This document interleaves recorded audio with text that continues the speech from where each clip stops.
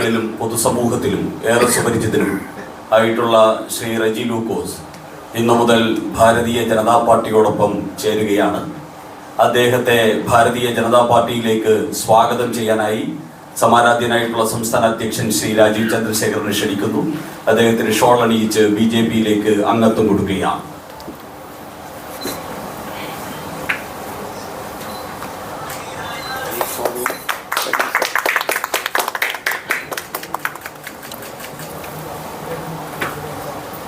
നമ്മുടെ നവാഗതനായി ഭാരതീയ ജനതാ പാർട്ടിയിലേക്ക് എത്തിയ ശ്രീ റജി ലൂക്കോസ് നമ്മളോട് ആദ്യം സംസാരിക്കും.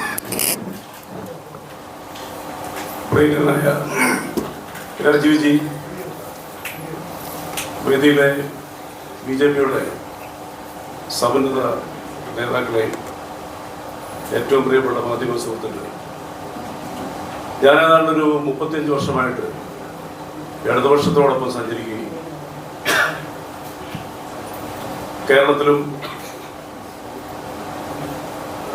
അമേരിക്ക ഉൾപ്പെടെ അമേരിക്കയിൽ 1 വർഷം ജീവിച്ചിട്ടാണ്. അവിടെ മാധ്യമപ്രവർത്തനം ഫ്രീലാൻസ് ആയിട്ട് നടത്തുകയും പാർട്ടിക്ക് വേണ്ടിയിട്ട് കൈരളി ചാനലിൽ തുടക്കത്തിൽ തന്നെ കേരളത്തിൻ്റെ ഇടതുപക്ഷ ആശയങ്ങളും അതിൻ്റെ വളർച്ചയെക്കുറിച്ച് 10-20 എപ്പിസോഡ് പ്രോഗ്രാം ചെയ്തു.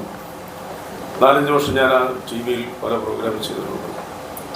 കോളമിസ്റ്റായിട്ട് പല മാധ്യമങ്ങളിൽ എഴുതിയിട്ടുണ്ട്.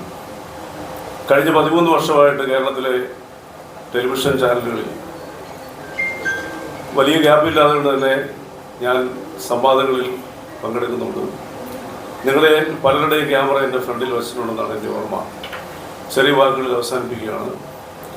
ആശയപരമായ രീതിയിൽ കുറേ നാളുകളായിട്ട് എൻ്റെ മനസ്സിൽ തോന്നി തുടങ്ങിയത്, കേരളത്തിൽ രാഷ്ട്രീയ യുദ്ധത്തിനല്ല ഇനി അവസരം.